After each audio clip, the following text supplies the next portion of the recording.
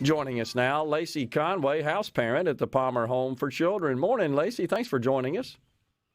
Good morning. Thank you for having me. Looks like you're outside, and I can hear the birds chirping in the background. Looks like a great setting. Wanted to have you on the program, and first tell us about exactly what a house parent is in the Palmer Home for Children, what that entails. We are full-time parents to anywhere from 6 to 8 additional children other than our biological children. We live in a home together. We cook dinners. We do all the things regular families do. We just have a lot more kids to do it with. I got you. So how's it going this summer? It's going good. It's been busy. We've already had kids at camps and vacation Bible school and lots of different things, sports practices, all the things that everybody's kids do. Yeah. So the house parents get involved and obviously play the role of traditional parents. You get them to camps and practices and all the other sorts of activities they're typical for kids when they're enjoying the summer. It's a little busier because when you go shopping for camp, you have to shop for 6 kids instead of just 3. And making sure you've got enough people to get everybody where they need to go. With 2 parents and 6 to 8 kids, it can get a little hairy. It requires a lot of coordination. So along those lines, do any of the kids drive? Are they of driving age? Not at my house. There are some on campus that drive that have their own vehicles, and that makes life a lot easier. Yeah. The oldest in our house is 15. She has her permit, Okay. but we're not driving yet.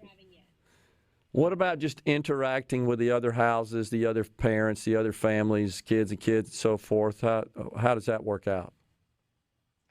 The kids get along really well with the other kids on campus. A lot of times we'll hang out at the playground together. Since it's so hot, we've got a brand new gym on campus that we can use that's air conditioned so the kids can go and play basketball together. We sometimes will have cookouts. We're planning something for 4th of July where the kids can all get together and hang out. Yeah. Yeah. So Lacey, what inspired you to become a house parent?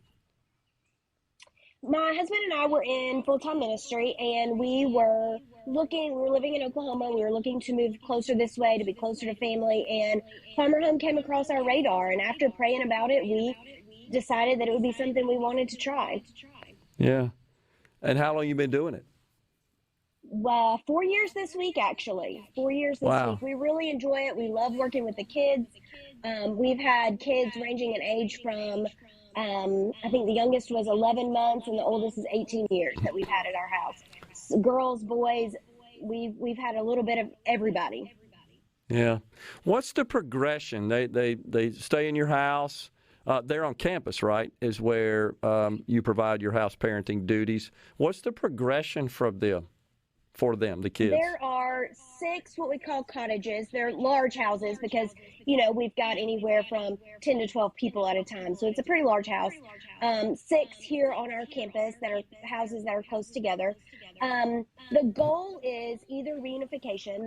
That's our number one goal. If we can make it happen, if it's a safe situation to get kids back with their families. If not, then we're looking for foster families. Our goal is 18 to 24 months to have them in a stable environment.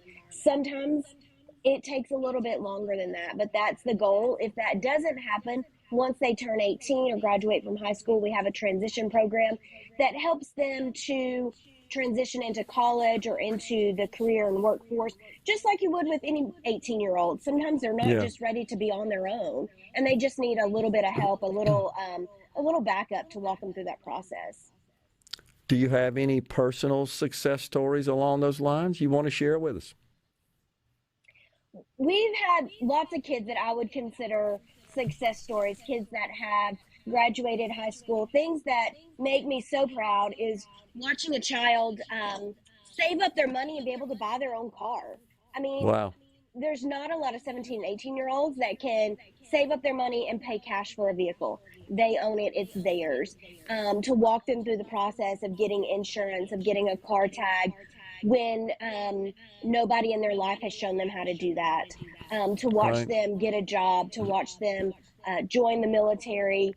to do those things. We've seen kids that came in from real chaotic backgrounds that once they were in a stable environment where they knew what to expect every day, that their behavior just changes, their demeanor just changes.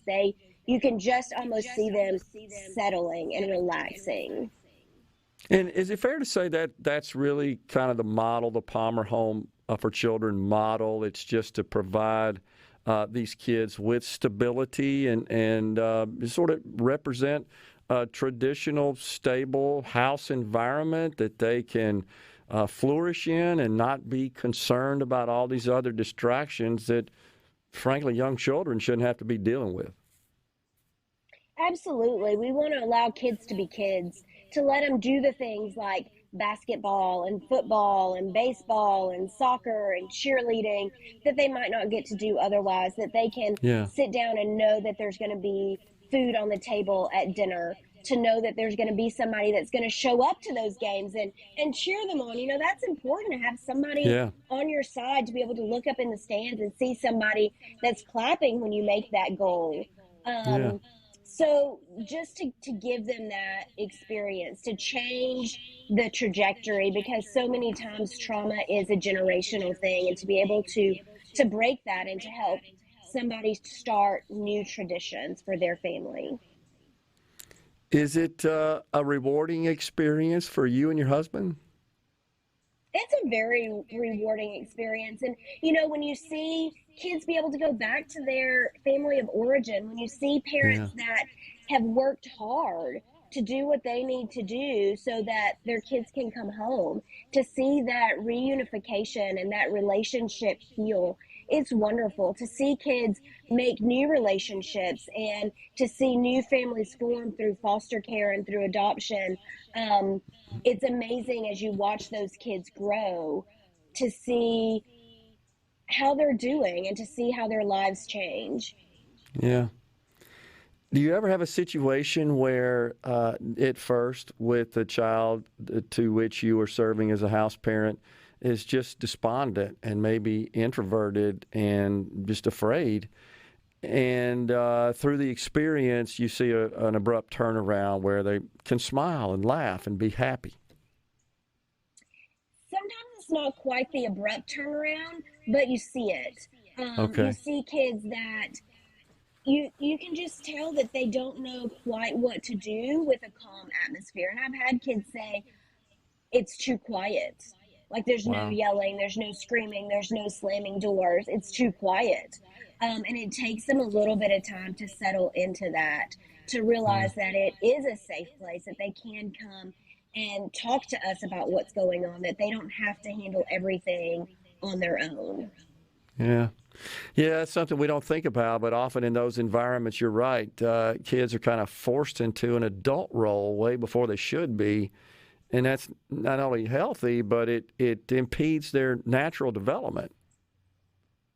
It does. There's a lot of research now about trauma and how early childhood trauma can affect the brain. And when it affects the brain, it affects everything else. It affects how they learn, it affects how they interact with the people around them, it affects how they react to situations. And when you can understand that there's some behavior that is not what we would consider normal, or some people would say, that's just a bad kid. There are no bad kids. There are kids that have been through trauma, and the behavior is a response to that. And when you can look underneath that and recognize where it's coming from and work at the root of it, then you really see kids begin to flourish. Yeah. Briefly, we got just a little bit here. The Palmer Home for Children, special organization, is it not? It's a very special organization. We love it. Christ loves us, and he gave everything for us, and he tells us to take care of those around us that need help, the widows and the orphans. And that's what Palmer Home is here to do, to take care of those that need someone to fill that gap. Absolutely. Lacey Conway, house parent, Palmer Home for Children. Lacey, thank you for what you do. I know it's a calling, and I know there's lots of other stuff you could do, but you're giving back in a special way. to take care and develop our most precious asset, which is our children. Thank you, Lacey. Appreciate it. Thank